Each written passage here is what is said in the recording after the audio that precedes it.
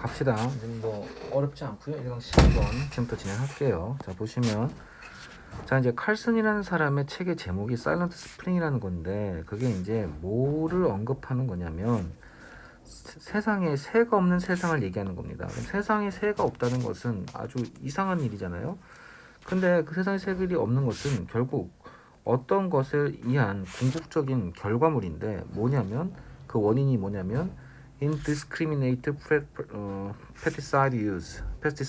그래서 무분별한, 생각하지 않고 고려하지 않고 무분별하게 농약과 살충제를 살포한 그 최종 결과가 바로 새가 없는 세상이라는 것이죠. 그래서 이 사람은 지금 뭘 비판하고 싶은 거냐면 이제 무분별한 살충제 사용으로 새가 없어질 수도 있다는 그런 책을 썼다는 것을 얘기하는 겁니다. 그래서 첫 번째 indiscriminate가 지금 어휘 선택형으로 나올 수가 있어요. 그래서 보시면 considerate는 사려 깊은이라는 뜻인데, inconsiderate 하면 이제 반대말이 되겠죠. 무분별한. 그다음에 discrete도 마찬가지로 신중한이라는 뜻인데 in이 붙어서 무분별한이라는 뜻이 되는 겁니다. 그래서 무분별한 pesticides, abuse로 봐도 되겠죠. 남용이라는 뜻도 될 테니까 abuse, pesticides abuse로 보셔도 됩니다.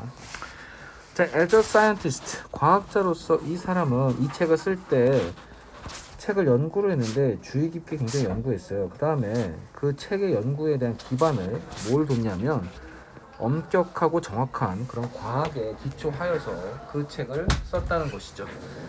그러니까 그 책을 쓸 때 허투루 쓰지 않았다는 겁니다. 자, 그 다음에 make a case for 하면은 어떤 경우에 대해서 주장하다는 뜻이 되는데, 그녀는 굉장히 강력하게 그 심각한 데미지에 대해서 주장을 했어요. 그 심각한 데미지는 어디서 나온 거냐면 reckless, 무모한이라는 뜻이죠. 그래서 지금 indiscriminate과 연결시킬 수 있는 어휘입니다.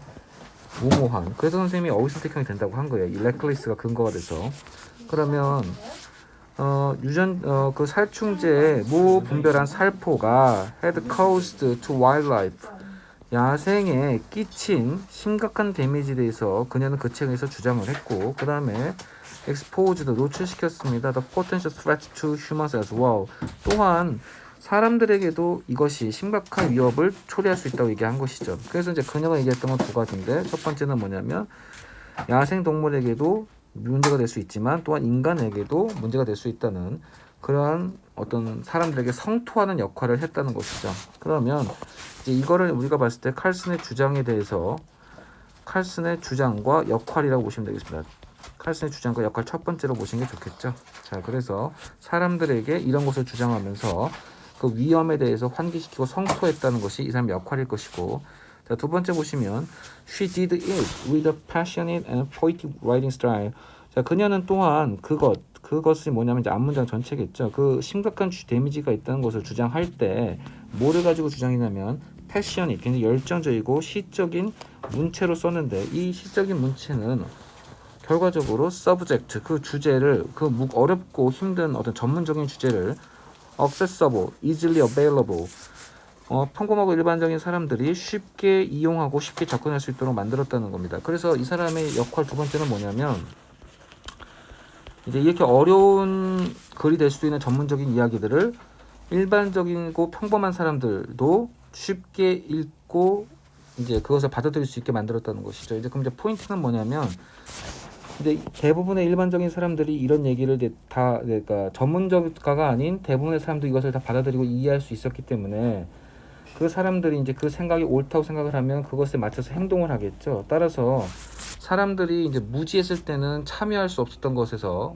이제 무지해서 이제 알게 됐으므로 이제 참여할 수 있는 어떤 근간이 되었다는 것이죠. 그래서 이 사람의 책이 결국 참여 민주주의를 촉발하게 됐다는 것이 이제 이 글의 주제입니다. 그래서 이렇게 보시면 되겠고, up to that time부터 가볼게요. 그때까지 기술은 had been seen as, CASB 수동태죠. 과거에 뭘로써 여겨졌냐면 realm of scientist, 과학자, 즉 전문가의 영역, 일반 사람들이 범접할 수 없는 과학자의 전문가 영역으로서 여겨졌고, 그 다음에 정부를 규제하는 관리자의 영역으로만 여겨졌으며, 미국인들은 그래서 일반적으로 interest A to B 하면 A를 B에 맡기다 라는 뜻이 되는데, 보통 delegate나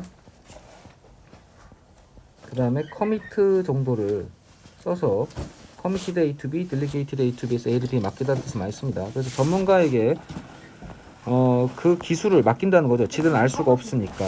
근데 이 전문가들은 어떤 사람들이냐면 appear to understand the complicated details of biology and chemistry. 생물과 화학의 복잡한 세부 사항을 범인은 이해할 수 없으나 일반적인 사람들은 이해할 수 없으나 그 생물과 화학의 복잡한 세부 사항을 이해하는 것처럼 보이는 전문가들한테 그냥 믿고 넘기고 맡겼다는 겁니다. 그러니까 지들은 나는 모르겠다. 지들이 알아서 해라가 되는 거죠. 자, 부원장님 가셨어요. 자, 그 다음에 Carson pulled back the curtains 하면은 뭐냐면 pullback은 자 이런 거죠. 풀이 당기다니까 커튼을 pull back 이렇게 당겼다는 거죠. 그럼 커튼이 어떻게 됐어? 젖혀지겠지. 그 무슨 말이냐면 커튼 안에서 있는 사람들만 알던 거. 즉 커튼 안에 있던 비유적 표현으로 커튼 안에 있던 전문가들만 알 수 있었던 것을 이제 칼슨이 쉽게 풀어줬기 때문에 일반적인 사람들도 그것을 이해하고 알 수 있게 해줬다는 것이죠. 그래서 allowed ordinary citizens 허락했다 평범한 시민들이 그 전문가의 세계를 보고 이해할 수 있도록 도와줬다는 것이 바로 이 문제의 함축 의미 출제의 정답이었던 겁니다. 자, 여기까지 이해됐죠? 그래서 잠깐만 죄송합니다. Silent Springing은 결국 encourage 목적어 투부정사 구조가 나오죠. 시민들로 하여금 become informed 정보에 입각하고 정보를 얻게 되도록 장려했습니다. 라는 거죠. 그래서 중요한 건 informative는 유익한이라는 뜻입니다. 정보에 입각한 혹은 정보를 얻게 된 이런 뜻이 되는 게 아니에요. 그래서 informed가 어휘선택형 나올 수 있고 너네 전에 가르쳤지만 정보를 얻게 된다는 것은 객관적인 objective의 뜻이 될 수 있다는 것을 우리가 이해하고 있어야 됩니다. 그래서 encourage 목적어 투부정사 구조가 지금 두 구조를 지금 평행 구조로 나오고 있는 거예요. 그래서 사이런트 스프링이라는 책은 결국 시민들로 하여금 잠깐만요. 죄송합니다. 진짜 미치겠네 진짜. 왜요? 사랑한다는데. 죄송합니다. 네. 좀 원장님 들어오셨어요, 얘들아. 자 봅시다. 그 다음에 사이런트 스프링은 그래서 시민들로 하여금 더욱더 그 책을 통해서 정보를 더욱더 알게 해서 평범한 사람들이 무지의 늪에 빠져있던 사람들을 꺼내줬고 그 다음에 그 사람들이 능동적으로 참여하게 만들었어. 이제 아니까 참여하겠지? 그렇게 함으로써 자, in so doing 그렇게 함으로써 helped ushering은 start로 보시면 됩니다. 시작하도록 도와줬는데 the spread of participatory democracy 자, 참여 민주주의 정신을 시작됐다는 것이죠. 그래서 구텐베르그가 이제 그 인쇄술을 만들기 전에 사람들이 아무것도 모르기 때문에 무지의 세계에 빠져 있어서 아무것도 참여할 수 없었던 반면에 책이 생겨나고 유통됨으로써 지식을 얻고 사람들이 사회에 참여할 수 있게 됐듯이 이것도 마찬가지 그런 개념으로 보시면 되겠습니다. 그래서 1960년대를 특징화하고 featured, characterized 1960년대를 특징으로 하는 그런 1960년대 아주 크게 다루어졌고 유행했었던 그러한